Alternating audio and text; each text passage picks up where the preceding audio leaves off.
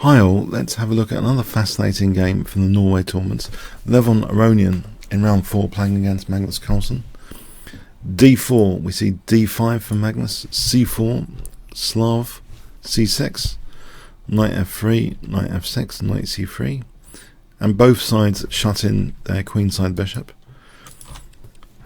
voluntarily. A6, we see B3, bishop B4, and now bishop D2 is the move here. You might think, is it possible to play bishop B2? Not really, because of queen A5, and that's really uncomfortable. So on queen D2 we've got things like knight E4. Knight E4 is coming anyway, and for example rook C1, queen takes A2, that can nick that pawn and potentially nick the pawn on B3. It's not probably a good idea to do this. So bishop D2 is actually the main move anyway, overwhelmingly. We see knight BD7, bishop D3, both sides castle, queen E7, and now usually the move is queen C2 here. That's the most popular move with at least 79 games in my book. Give you an example. So queen C2, say like this, E5, this sort of position where black accepts the isolated queen's pawn has been seen a little bit before. Okay, but in this game we see bishop C2, so that's the first kind of, it seems, big departure from chess-based live book. Bishop C2 hasn't really been seen that much before, bishop C2.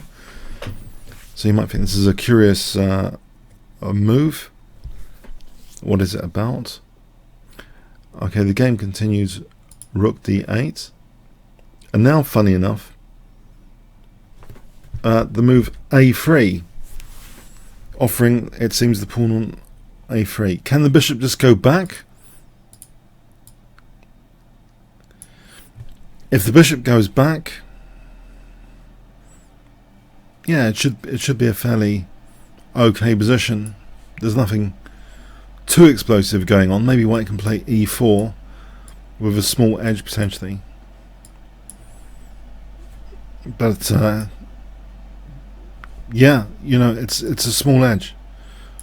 Black's okay, a bit passive, but okay. So but maybe Magnus didn't see anything particularly wrong with taking on A3, so he did. And so the interesting idea of this is revealed, and in fact that innovation move bishop C2, you'll note it protects B3 here, that B3 pawn, which supports the following idea that was played. Can you guess what was played in this position? If I give you 5 seconds to pause the video, white to play.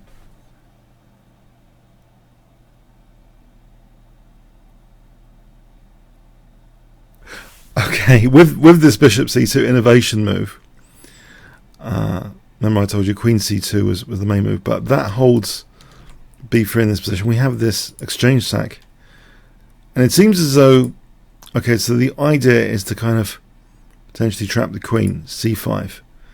So shutting the door on the queen, and the queen can't easily exit. There's quite a few variations here for what black can do, can't do.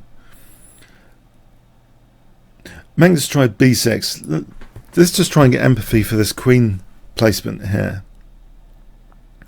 If queen B2, what exactly happens? Well, white kind of carefully just traps the queen. Knight E1 threatening knight D3. For example, like this. Knight A4.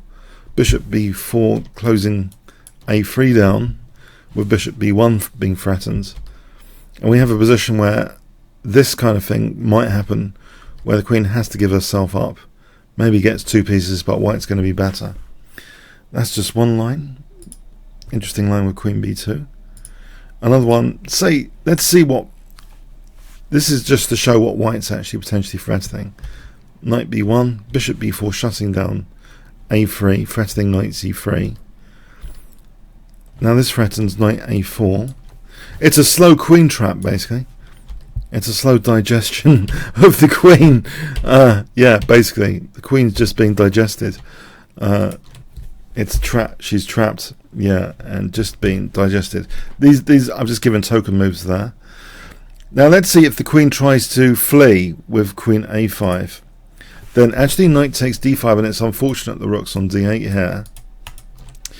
Yeah, so we're hitting the queen. And again, the queen's kind of trapped nearly. Very nearly. And in fact, even if the queen isn't trapped, it's pretty bad anyway. It's starting to be pretty bad. But knight c4 here is threatened.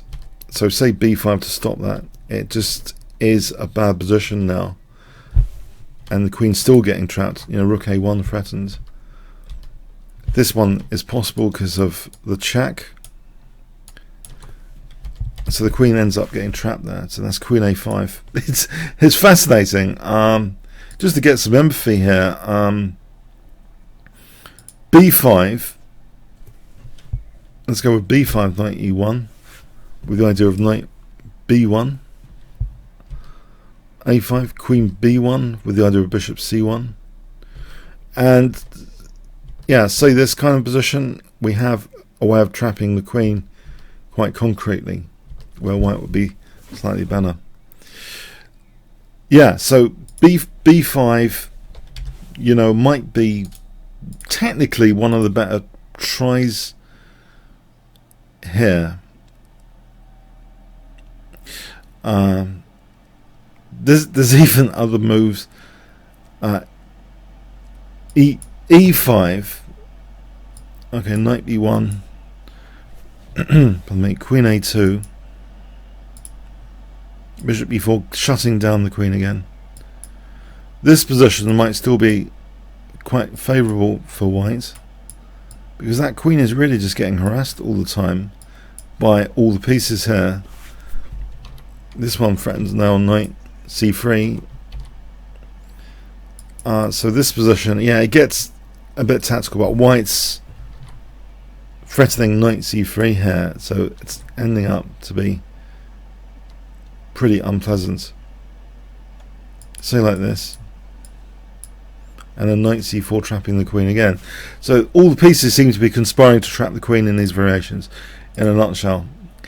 Okay, so the conception of a3 is revealed. It seems concretely in a lot of the variations to be very favourable. So Magnus tries b6. And we have now just a reinforcement of the pawn chain with b4. Now if queen takes, that runs into the discovery attack. Knight takes d5, double attack.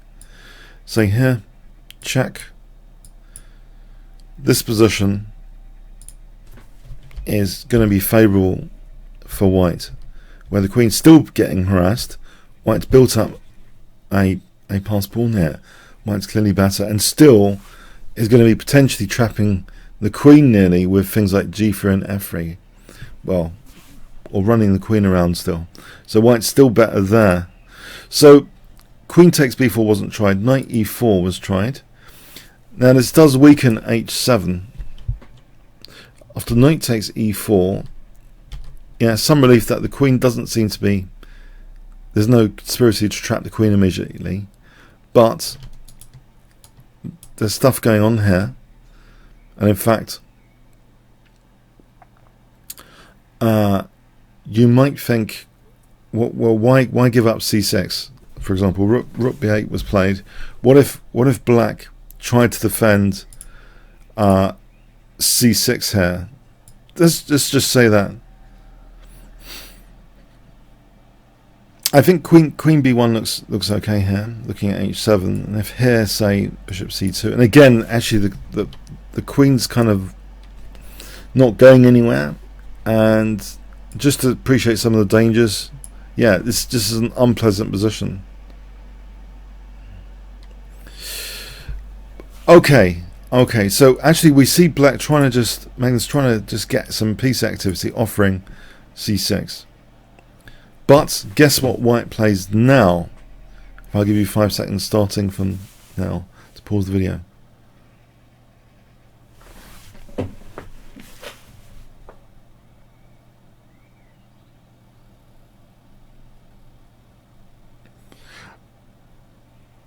Okay, what he doesn't play is actually take the pawn here. I think this would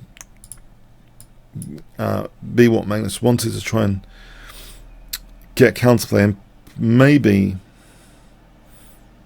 a5 is the way here, where that rook is potentially useful in some lines, and we've got a passed pawn here. But no, the pawn isn't taken on c6, something more destructive. A classic Greek gift, bishop takes h7. Yeah. And you might think, well, how does this work? Well, it is taken. It's probably not a good idea to ignore it. If it's actually ignored,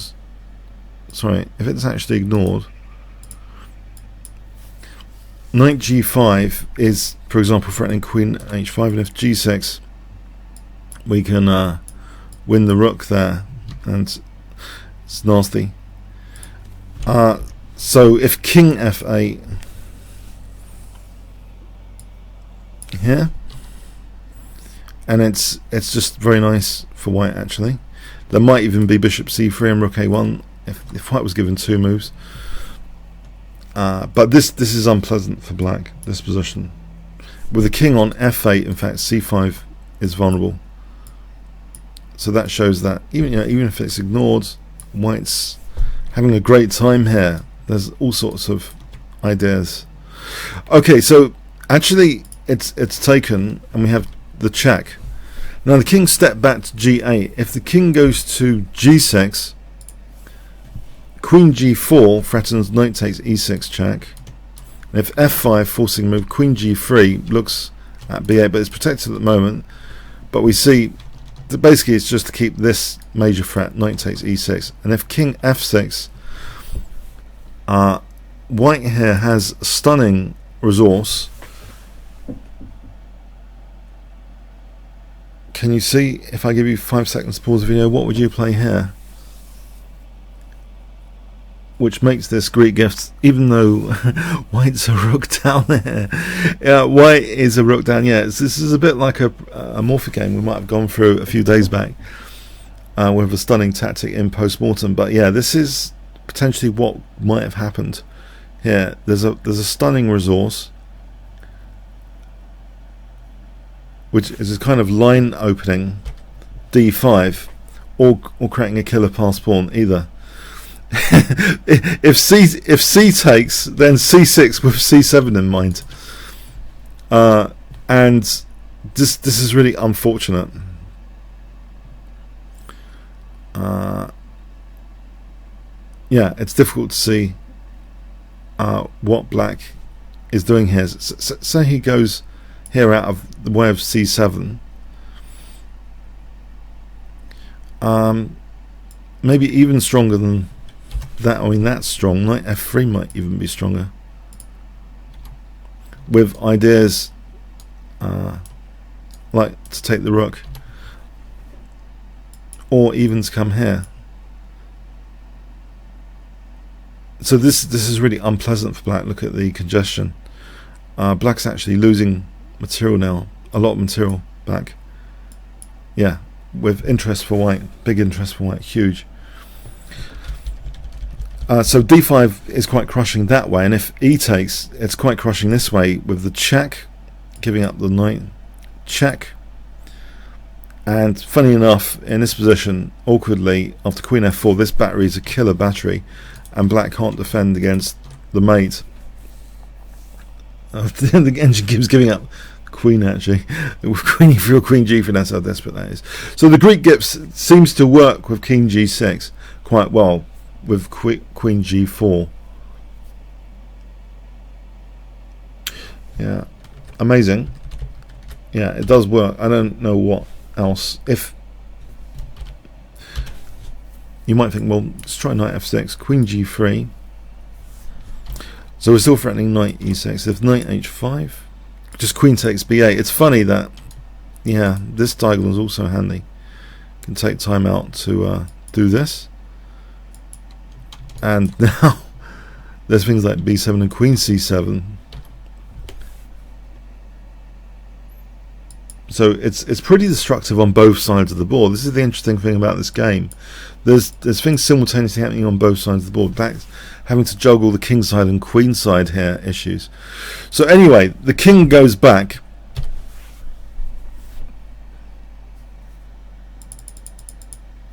And we have queen h5. Now knight f6 is played, check. And yeah, queenside issues again addressed. It also means knight f7 check. Very difficult position for black. Bishop d7 check. So gets an exchange, well, a whole rook there for a moment. Knight d5, and in fact black ends up still material up here by, well, for a few pawns though, a bishop. If the knight dares move here, then queen c7 is with interest. White's getting material back with interest. This position is just crushing. End of game here. If you look, it's 2 pawns up for white. So we have queen d3 counter-attacking. And now e takes d5, funny enough. Queen c7. Queen g5, and it seems, you know, black's a bishop up, it seems. And technically, it's an interesting position. Technically, here, an imbalance is very interesting. It's 7 pawns against 4 with a hemmed-in bishop. It seems, if a computer's playing this, d6 just be a bishop down, and black's really tied down, it seems, with a clear advantage for white, not just less than, you know, not just a small advantage, but actually a clear advantage. I'll give you a fantasy variation. So it's 3 pawns up for the bishop, but it's a really hemmed-in bishop. I'll give you a fantasy variation. Actually, the queen can't go away from the rook, so white can just improve the position here. So that avoids, yeah, we get this position where white just improves and picks up the a pawn potentially, and then swings back, re-centralizes slowly, and it's just very dangerous. Now there's d5 on the cards, and if rook takes b4, we just play rook takes e6. These variations are showing that the position, a bishop down, is theoretically, in a theoretical sense, it's winning. You know, if we have 2 connected passed pawns there, it's winning. So this is actually just theoretically just better for white. White can just go for the king side after. And this is a long fantasy variation I'm giving here, but I just wanted to show that actually in this position, even though white is a bishop down here, this is really, really difficult for black. So white is a bishop down, but has the pawns, quite a lot of pawns there. But actually, we have in the game d takes c6. Okay, h3. So the rook's tied down to the bishop. Queen d5, rook d1. And here at move 31, we have a move which is the opposite of the d5 variation on it. It's a kind of interruption, self-interruption. It looks really logical what Magnus plays here, to be fair, because it looks as though this pawn's pinned, and Magnus played e5, but it's actually interrupted this diagonal. And funny enough, it's g7 now, which is very dangerous after rook d3, the immediate threat of rook g3, looking at g7. And the snag here is,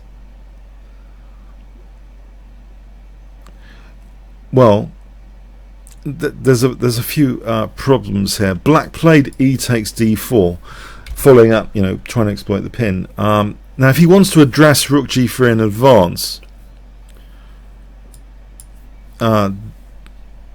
this position, actually white can probably just even take here. He's got enough pawns for the bishop here, for sure. And he's threatening queen h5, and stuff. So you can actually get the queens off by force and end up with loads of connected passed pawns, which is technically better for white. White's just going to be winning here. Yeah, the bishop's not doing anything there. This is if black wanted to parry rook g3 in advance. Which you might consider. If e4, again, the rook just swings here on g7.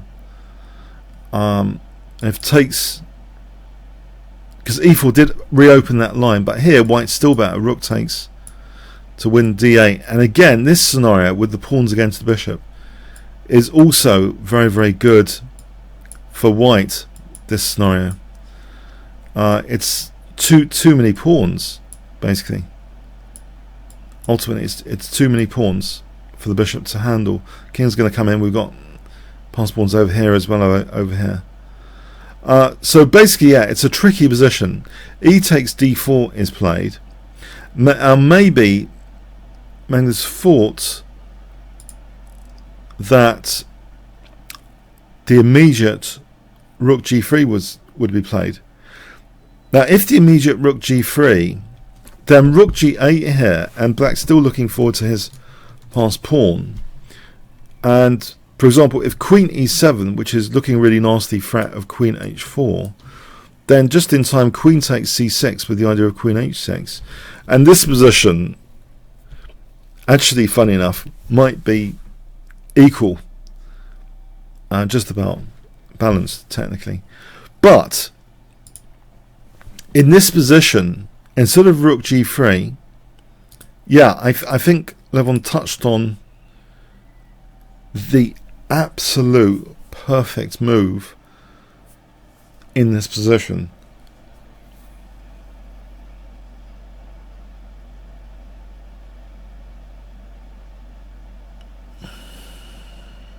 Can you guess? If I give you 5 seconds to pause the video, white play here.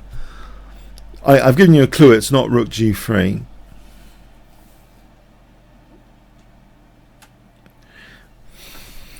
Okay, it's actually queen e7, and it has an idea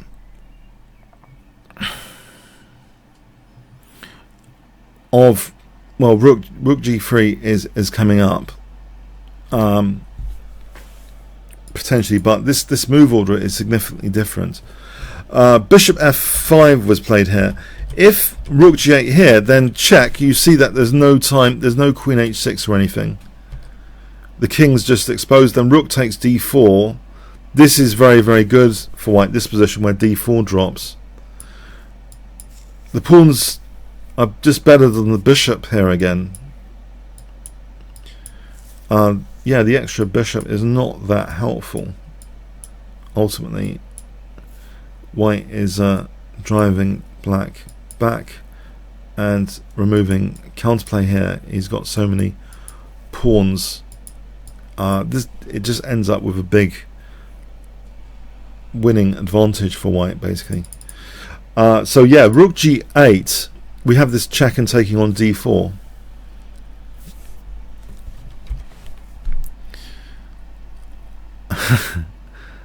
If the king goes crazy, check, check, check. There's checks all around the shop. Check here, and if we end up taking here, it's no, I don't think there's any time for this. Check. The checks are just going to be killing eventually.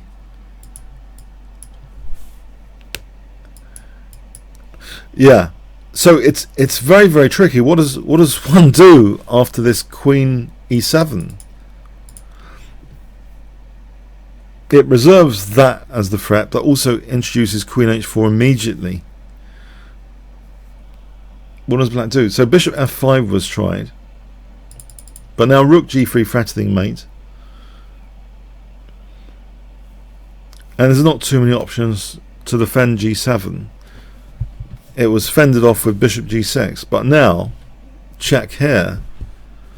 And actually the game ended here because the king's trying to hold the bishop. The game ended here. Just to show you this.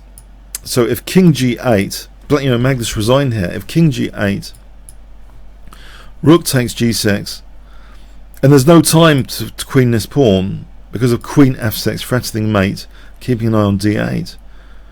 So if black tries to, defend, he loses the rook. And in fact here, well, anything really, queen takes, and then we're just queening the pawn over there. So that doesn't really help. So king h7 doesn't really help. Sorry, king g8 doesn't really help. Queen h5 doesn't help because of queen takes d8. And c7's on the cards, among other things. Say bishop f5, rook g5. It's all pretty destructive here. It's end of game. That takes away any checks. Bishop h5 doesn't help because of rook g5, double attack queen bishop. So say queen takes here, we just take this, and it's pretty destructive, losing the rook as well with check. There's no point doing this. We just queen takes h5 is good, and rook takes d5. This pawn's not going anywhere. So yeah, it's all pretty over after queen h4 check.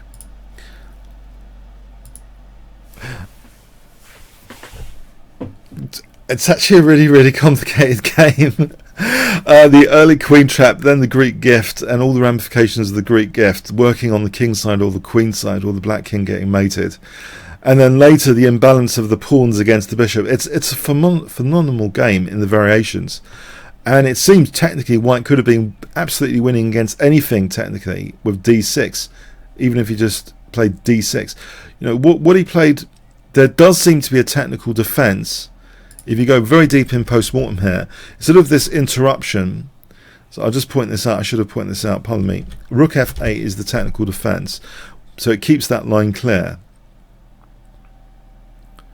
And apparently, engines say this is equal, but it's difficult to find.